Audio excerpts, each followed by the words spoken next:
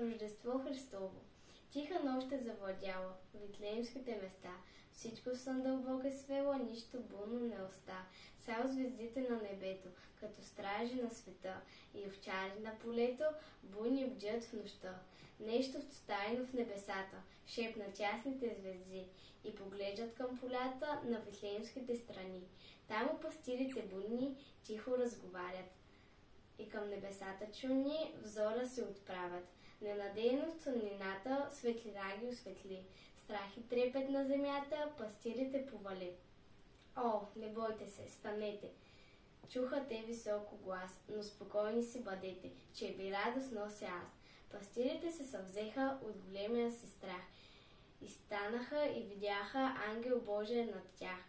Радостно им той говори: чуйте, чуйте радостта, вижте Бог за вашето стори и за всички по света.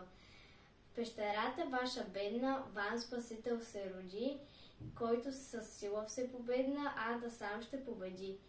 Той е Божи син предвечен, Исус Христос Господ, от пророците предречен, да спаси човешки род. И внезапно се явиха ангели небесна мощ и с песни огласиха тихата чудесна нощ.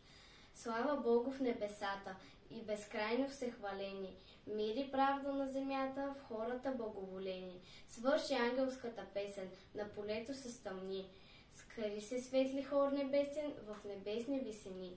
Пастирите се спуснаха и в пещерата там младенеца сам видяха с Йосиф старец и Мариям. До земя поклон му правят, радостно му дава чест и на майката явяват ангелската блага вест. Тя ги слуша и в сърцето запечатва, те сува дивно чучи на полето за младенеца Христа.